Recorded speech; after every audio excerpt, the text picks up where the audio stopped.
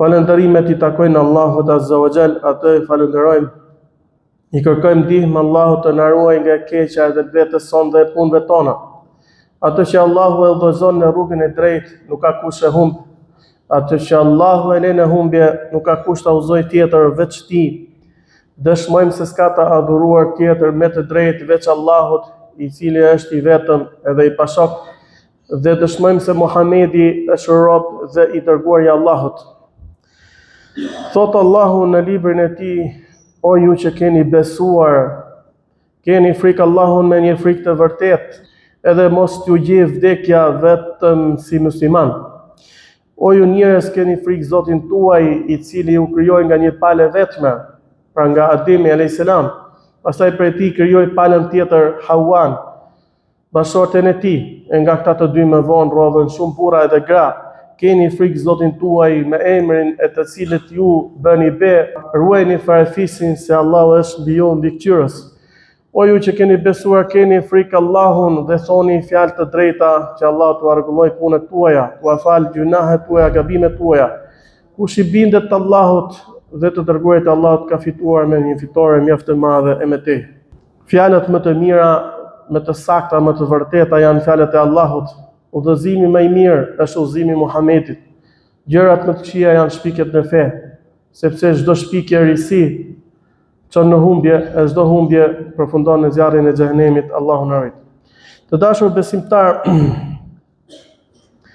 sapo kemi hyrë në një muaj të rëndësishëm prej muajve të vitit, ai është muaji Shaaban. Pra muaji Shaaban në kalendarin Hijri, pra në kalendarin hënor, sepse shumë prej adhurimeve në Islam, në fen ton islame, përcaktohen në bazë të për llogaritjeve të hënës besimtar. Sepse dihet që civilizime të ndryshme sipas njohurive të tyre dhe realiteteve që kanë jetu, janë përmbajt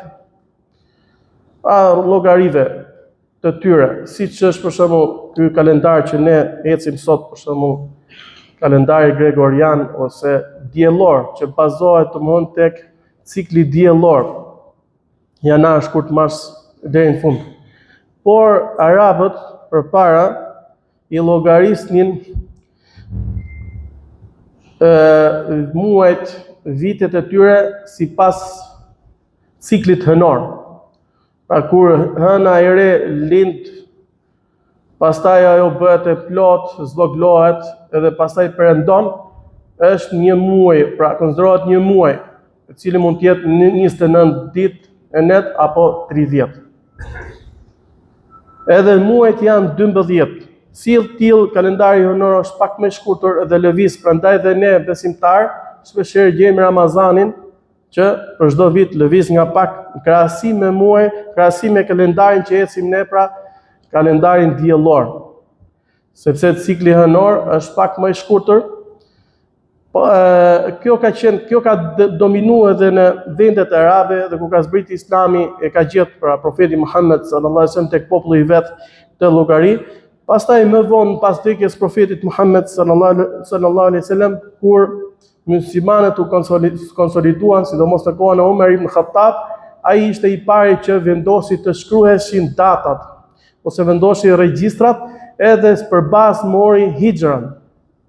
Pra si datë fillestare mori hijran, emigrimin e profetit Muhammed nga Mekka në Medinë, që ishte një ngjarje shumë madhështore. Pra edhe ecim edhe ne sot e kësaj dite me kalendarin që shohim, kalendarin e faljeve, kalendarin e Ramazanit që shihni ju aty, shpesh herë gjeni këto muaj, për shembull Rajab, Shaban, Ramazan, Shawwal, Dhulhijja e me radhë. Është mirë muslimani t'i di vëllezër këto muaj, sepse kanë bëjnë edhe me rregullat e fesë së tij. Që ta di domethënë kur fillon muaji, kur është mes, kur mbaron muaji, cili muaj është ky apo ai. Edhe pastaj të di rrjedhimisht dhe vlerat që kanë muajt. Muaji Shaban, vëllezër, është i rëndësishëm. Profeti jon Muhammed sallallahu alaihi wasallam ka treguar rëndësinë që ka ky muaj.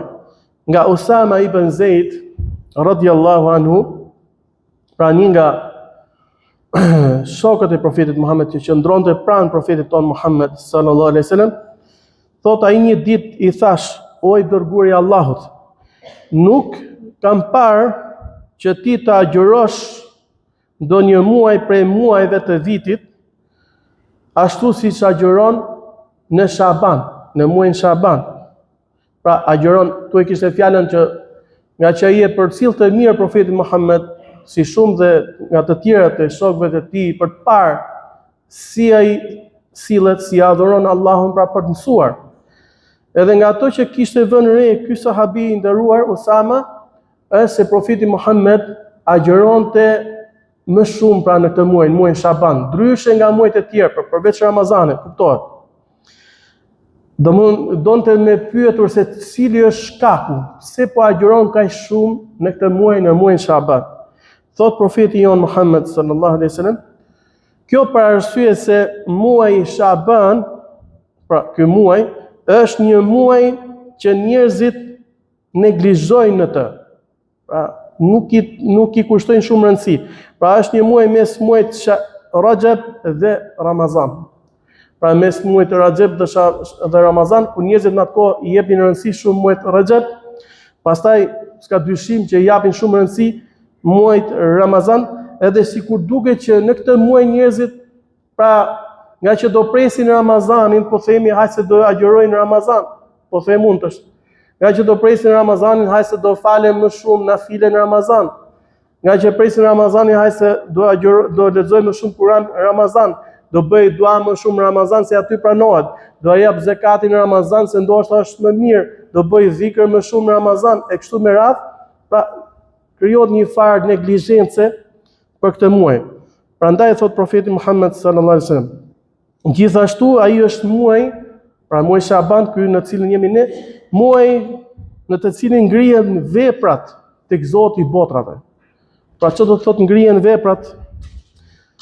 Prezantohen veprat, pra raportohet për ne tek Zoti i qiellit dhe i tokës. Raportohet pra çfarë ne kemi bërë. Pra për gjithë vitin, raportohet për gjithë vitin, pra ose ngrihen veprat e gjithë vitit se çfarë kemi bërë ne në këtë vit tek Allahu Azza wa Jall. Prandaj un kam dëshirë, thot profeti Muhammed, që kur të më ngrihen veprat tek Zoti im, tek Allahu Azza wa Jall, un të jem agjërueshëm. Pra, siç kuptohet nga ky hadith apo nga kjo bisedë e profetit ton Muhammed sallallahu alaihi wasallam me këtë sahabi, kjo tregon që ky muaj vëllezër është një muaj shumë i rëndësishëm.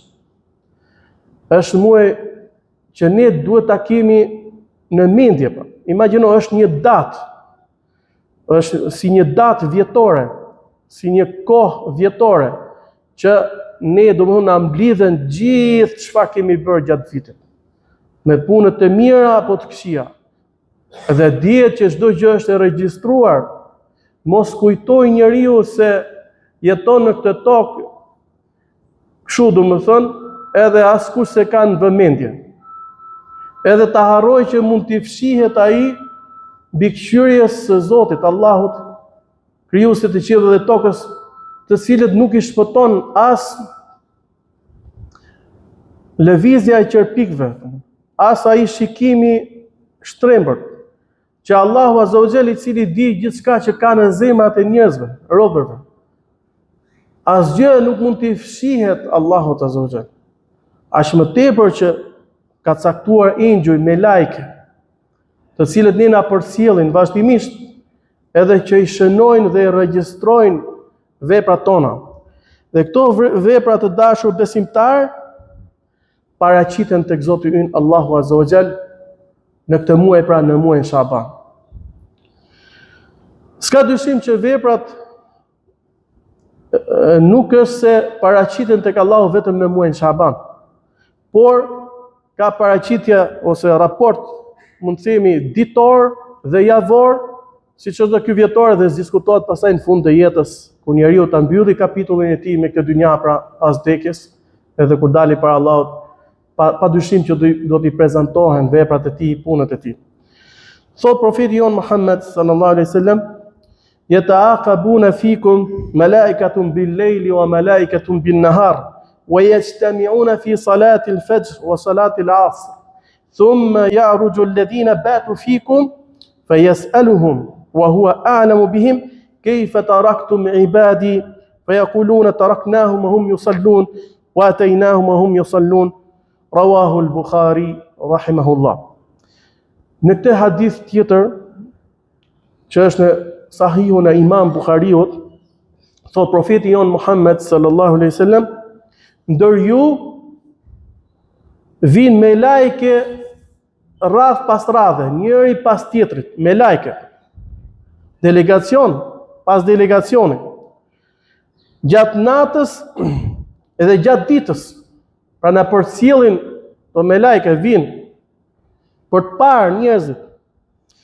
Dhe ato thot tubohen me lajket tek namazi i sabahut. Në namaz sabahut vinë me lajket dhe në namaz të ikindis.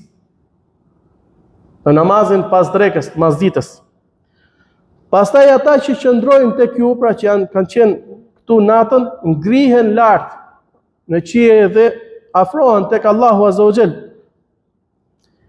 Edhe i pyet Zoti i Madh, Allahu i pyet, megjithse ai e di më së miri, ai din gjithçka, i pyet, thot si lat robrit e mi. Pa në çgjendje. Ata thonë, ne i lam ata duke u falur. Dhe edhe kur shkuam tek ata i gjetën duke u falur. Pra, kjo tregon vëllezër se veprat tona mëngjes edhe mbrëmje ngrihen tek Allahu Azza wa Jall. Normal dhe me lajket prezantojnë më të mirët e punëve në xhami. Nuk do të thotë që ato që bën njeriu jashtë xhamis nuk dëshmohen. Kudo që të jetë njeriu ka me lajke shoqërus që i shënojnë gjitha veprat e tij. Por këtu është paraqit kjo vepër kaq e madhe dhe kaq e rëndësishme, të cilën e don Allahu Azza wa Jall shumë. Dhe kjo detyrë kaq e madhe që është namazi. Pra kur thotë që besimtari kurse si nuk duhet të neglizhojë, po është po themi puna më e rëndësishme që do raportohet. Siç ka thënë profeti Muhammed që ditën e gjykimit, gjëja e parë në cilën do të merret llogari biri i Ademit është namazi. Falja, 5 kohë. Nëse atë e ka kryer si duhet, punët e tjera, pra hesapi, llogaria për të tjerat është më lehtë. Ama nëse i ka keq punën me namazin e tij, pra me këtë detyrë kaq të madhe, me këtë punë kaq të rëndësishme, atëherë më vështirë ka edhe me të tjerat. Elusim Allahun Azza wa Jall na bëj për besimtarëve të kujdesshëm që ruajnë edhe kujdesen për ta zbatuar sa më mirë të detyrë kaq të madhe. Gjithashtu veprat e njerëzve prezantohen tek Zoti ynë edhe gjatë javës, në ditën e hënë dhe në ditën e enjte. Thot profeti Muhammed sallallahu alaihi wasallam, hapen dyert e xhenetit ditën e hënë dhe ditën e enjte. Dhe Allahu Azza wa Jall fal çdo njeri që nuk i bën shirk atij, pra nuk adhuron dikën tjetër me Allahun Azza wa Jall. Përveç një person i cili mes tij dhe vllai i tij pra ka hasmëri, ato që janë hasmëri të kota. Dhe i thot Allahu, shikojeni këta dy lijeni derisa të pajtohen. Gjithashtu thot, kur profeti jon Muhammed sallallahu alaihi wasallam është pyetur për agjërimin që bënte ai për të hënë dhe për të ejte, se profeti jon Muhammed, siç e dim, besimtar, agjëronte vazhdimisht të hënë edhe të ejte. Dhe kur pyetet për këtë agjërim, i thon, këto janë 2 ditë në të cilat prezantohen veprat tek Zoti i botrave, pra si thot për muajin Shaban, thot edhe për ditën e hënë edhe të enjte. Dhe unë dëshiroj që punët e mira të më prezantohen punët e mia pra tek Allahu duke qenë agjërueshëm. Pra profeti jon Muhammed sallallahu alaihi wasallam ishte aq i kujdesshëm që të ishte në paraqitjen më të mirë dhe më të lartë dhe më të denjë para Zotit të tij. Duke qenë gjithmonë, si më thënë, në agjërim, duke qenë gjithmonë adhurim, duke qenë gjithmonë ashtu siç don Allahu Azza wa Jall. Kështu që edhe ne si besimtar do të ecim në shembullin e tij. Duhet kujdesemi për gjendjen tonë, mos neglizhojmë dhe ta lejmë atë domethënë në një gjendje që nuk do të dëshironim kurrë që të dilnim para Zotit në atë gjendje. Imagjino të dalësh para Zotit si njeri për shembull negativ. Tu njeriu nuk e heton, se kujton që po ja hedh. Ama një ditë do dalim para Zotit. A do na vi mirë ne që kur dalim para Zotit, na paraqes Allahu Azza wa Jall ne ato neglizhencat, ato shpërfilljet, ato mangësitë që kemi? Absolutisht. Do të dëshironim që çdo gjë ta bënin në mënyrë më të bukur, duke qenë në gjendje më perfekte, më të kënaqshme. Kështu që ne kemi mundësinë, jemi në këtë dynja, i kemi dhe mundësitë. Përpiqemi që të bëjmë sa më shumë vepra të mira, edhe të kalojmë çdo moment të kësaj jete në mënyrën më të mirë të mundshme. Nga Aisha radhiyallahu anha, nëna e besimtarëve, tregon se profeti jon Muhammed sallallahu alaihi wasallam agjeronte aq gjatë, domthonë nganjëherë profeti Muhammed agjeronte vazhdimisht, me ditë me radhë domthonë. Pa ndërprerje, jo në Ramazan, gjatë vitit. Agjeronte. Mendonin se ky nuk do ta prish agjerimin profetit. Do agjeroj ditë të tëra me radhë. Dhe nganjëherë thotë rrinte pa agjeruar, pra nuk agjeronte. Saqë mendonin ai s'po agjeron, pra sikur një kohë gjatë dhe s'po agjeron më. Dhe thotë që nuk e kam parë profetin Muhammed që ta plotësoi agjerimin e një muaji rresht vetëm se Ramazanin. Pra të agjeronte për çdo ditë, gjithë muajin e plot, agjeronte vetëm muajin Ramazan. Dhe nuk kam parë që të agjeronte më shumë ndonjë muaj se muajin Shaban. Po themi profeti Muhammed nëse agjeronte në muajt e tjerë, po themi mund ditë vazhdueshme 10 ditë, mund të shkëputej ose më shumë, prap shkëputej. Ama muajin që agjeronte më së shumti, që siç ka ardhur në një transmetim tjetër, gati pothuajse agjeronte të tërën për vetëm disa ditë nga fundi, ishte muaji Shaban. Pra agjeronte pothuajse të gjithin këtë muajin Shaban. Edhe nisur nga këto që dëgjuam besimtar, është mirë që besimtari në këtë muaj, nëse mundet, nëse ka mundësi, edhe inshallah janë mundësit, të përpiqet të agjeroj sa më shumë. Nuk është e detyrueshme si Ramazani, nuk e kemi borx. Ama është e pëlqyeshme, është e mirë. Pra është në të mirën tonë që të agjerojmë. Aq më tepër që në këtë muaj ngrihen dhe veprat. Allahu Azza wa Jall thot në librin e tij: "Ilayhi yas'adu al-kalimu at-tayyib wal-'amalu as-salihu yarfa'u." Tek ai ngrihet fjala e mirë. Pra qoftë edhe një fjalë e mirë, ngrihet, shkon tek Allahu Azza wa Jall. Po edhe vepra e mirë, po tek ai ngrihet. بارك الله لي ولكم في القرآن العظيم ونفعني وإياكم بما فيه من الآيات والذكر الحكيم. أقول ما تسمعون وأستغفر الله لي ولكم فاستغفروه إنه هو الغفور الرحيم. الحمد لله رب العالمين ولا عاقبة للمتقين ولا عدوان إلا على الظالمين وأشهد أن لا إله إلا الله وحده لا شريك له وأشهد أن محمدا عبده ورسوله. Duke qenë o vëllezër se ky muaj është muaj që i paraprin muajit Ramazanit, që për besimtarët është muaj shumë i rëndësishëm, dhe Allahu e ka bërë atë muaj të begat, pra muaj plot mirësi, ku secili, kush më pak, kush më shumë nga besimtarët, përpiqet që të përfitojë sa më shumë nga Ramazani. Pra i gjen besimtarët që agjerojnë, që shkojnë në xhami, që falin namaz teravije, që përpiqen të lexojnë Kur'an sa më shumë, të japin sadaka, pra të ndihmojnë, të bëjnë zikër, dua, e shumë nga vepra të tjera të mira.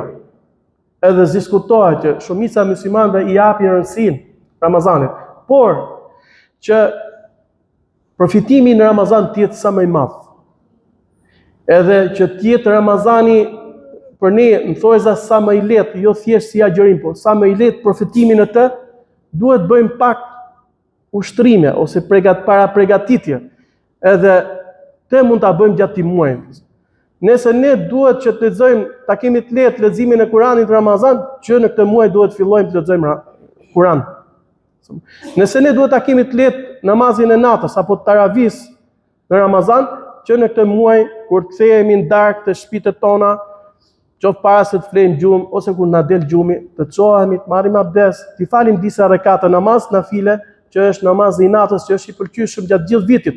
Por Pra edhe një farë mënyrë të parë përgatitemi për muajin e Ramazanit. Gjithashtu edhe ta agjerojmë, siç thamë më lart, që kur të jemi në Ramazan, mos na vijë lodhshëm Ramazani. Pra, është si puna, po themi, një person i cili hyn në një garë, edhe nuk ka bërë asnjë lloj trajnimi më parë, nuk ka shumë shpresa që ai të fitojë. Sa do i fortë që të jetë ai. Nëse ai nuk ka bërë pak më parë, domthonë, si më thon, pak stërvitje më përpara. Kështu që edhe ky muaj, o vëllezër, muaji i Shabanit ka rëndësi të madhe. Edhe ne mos neglizhojmë, besimtar, po t'ja nisim që tani, ta konsiderojmë që këtë muajin e Shabanit që e kemi një lloj para përgatitje për të hyrë më pas në muajin e begat të Ramazanit, që e lutim Allahun azza wa jall na mundsoj që ta arrijmë atë, ta agjerojmë atë në mënyrën më të mirë dhe më të plotë, edhe ta bëjë atë pranueshëm për ne.